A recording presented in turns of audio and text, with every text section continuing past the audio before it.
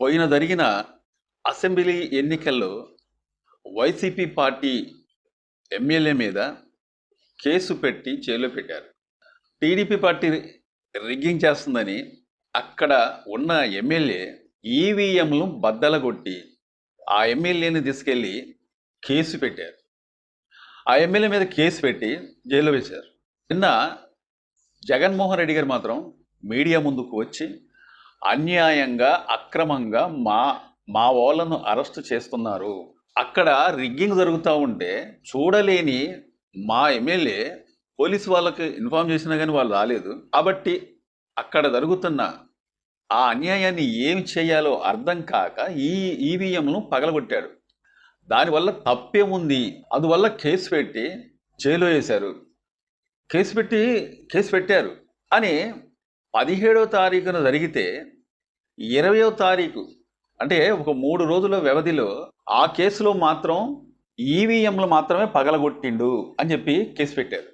ఆ కంప్లైంట్లో ఈవీఎంలు మాత్రమే పగలగొట్టిండు అని చెప్పి కంప్లైంట్లో ఉంటే మళ్ళీ 20వ తారీఖున అటెంప్ట్ టు మర్డర్ వేరే కేసు పెట్టి అతన్ని జైల్లో వేశారు. మరి 17వ తారీఖు ఉన్న కంప్లైంట్లో ఈ కేసు లేదు. మరి ఇప్పుడు ఎందుకని ఈ విధంగా అరెస్ట్ చేశారు చంద్రబాబు నాయుడు అని చెప్పి తీవ్రంగా అతని ఆగ్రహం అనేది వ్యక్తం చేసిండు జగన్మోహన్ రెడ్డి గారు. ఇక్కడ గమనించాల్సింది ఏంటంటే జగన్మోహన్ రెడ్డి గారు 2014లో కూడా టీడీపీ పార్టీ అనేది అధికారంలోకి వచ్చింది.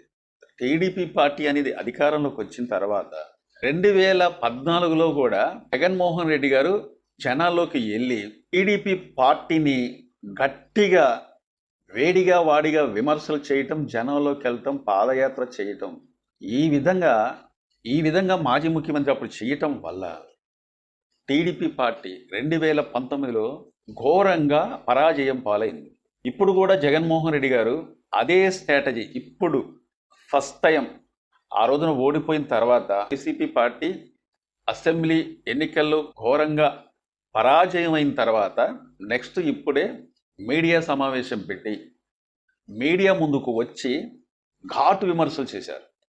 ఆ విమర్శలు ఎలా ఉన్నాయంటే, చంద్రబాబు నాయుడు నువ్వు ఎక్కడ పడితే అక్కడ ఆస్తుల్ని కూల్చివేస్తున్నారు, రెడ్ బుక్, చంద్రబాబు నాయుడు ఒక రెడ్ బుక్ పెట్టుకున్నాడు, లోకేష్ ఒక రెడ్ బుక్ పెట్టుకున్నాడు, అట్లాగే ఎమ్మెల్యేలు ఒక రెడ్ బుక్ పెట్టుకున్నారు, గ్రామ స్థాయిల నుంచి కూడా టీడీపీ నాయకులు ప్రతి ఒక్కరు కూడా రెడ్ బుక్ పెట్టుకొని ఆస్తుల్ని ధ్వంసం చేస్తున్నారు, వైసీపీ నాయకుల మీద దాడులు చేస్తున్నారు.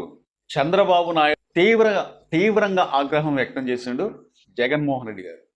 చంద్రబాబు నాయుడు ఇక ముందు కానీ ఈ విధంగా చేసినట్లయితే నిన్ను రిక్వెస్ట్ చేయట్లే, ఈ రిక్వెస్ట్ అని నువ్వు అనుకోవద్దు, హెచ్చరిస్తున్నామని చెప్పి చంద్రబాబు నాయుడు మీద తీవ్ర ఆగ్రహం వ్యక్తం చేసిండు వైసీపీ పార్టీ అధినేత జగన్మోహన్ రెడ్డి గారు.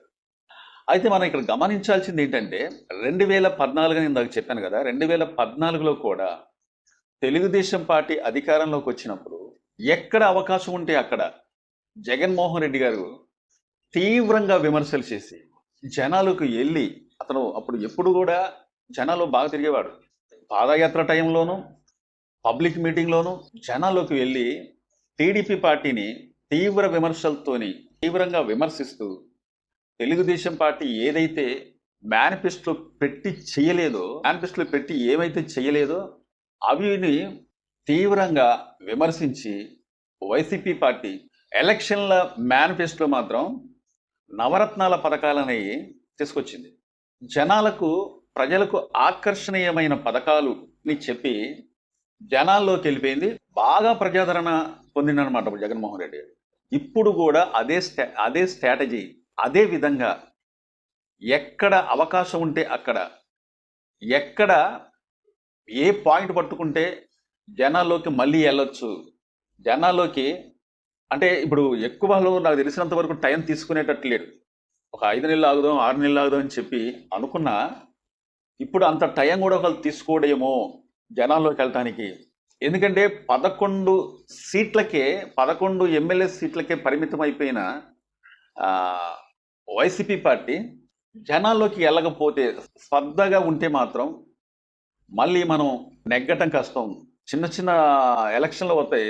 అసెంబ్లీ ఎలక్షన్లు అయిపోయిన తర్వాత మున్సిపాలిటీ ఎలక్షన్లని, పంచాయతీ ఎలక్షన్లని, ఇంకా కొన్ని కొన్ని చిన్న చిన్నవి ఉంటాయి. ఎంపీటీసీ, జెడ్పీటీసీ ఎలక్షన్లు కూడా ఉంటాయి. కొన్ని కొన్ని ఎలక్షన్లు వస్తాయి కదా, దాంట్లో కూడా మనం పరాజయం కానీ పొందినట్లయితే, మనం పుంజుకోకపోతే జనాల్లో మనల్ని మర్చిపోతారేమో అని చెప్పి వైసీపీ పార్టీ అవగాహన. కాబట్టి తెల్లారక ముందే కోడి కూసినట్టుగా ముందాలే వీళ్ళు మేలుకుంటే మంచిదన్న ఉద్దేశం వైసీపీ పార్టీలో కానొస్తుంది. ఇక మనకు జగన్మోహన్ రెడ్డి గారు నాకు తెలిసినంత వరకు అతను అనుకుంటే అతని ఎమ్మెల్యేలని నిద్రపోనీయడు, నాయకుల్ని నిద్రపోనీయడు, అతను నిద్రపోడు. చూద్దాం ఎంతవరకు వెళ్ళిద్దో, ముందు ముందు ఏమేమి చూడాల్సి వచ్చిద్దో. ఇప్పుడు టీడీపీ పార్టీ నుంచి కూడా విమర్శలు వస్తున్నాయి.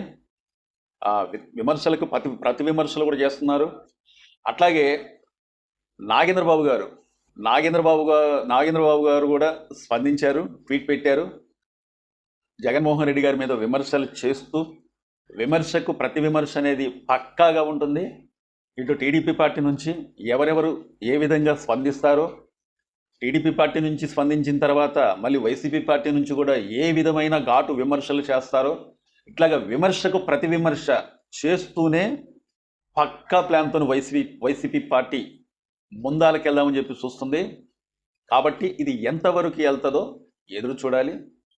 టీడీపీ పార్టీ అధికారంలోకి వచ్చి ఇంకా నెల కూడా పూర్తి అవ్వకముందే ఘాటు విమర్శలతోనే నాయకులు విమర్శలకు ప్రతి విమర్శ చేస్తూనే ఉన్నారు. చూద్దాం ఎంతవరకు వెళ్తాం. Thank you.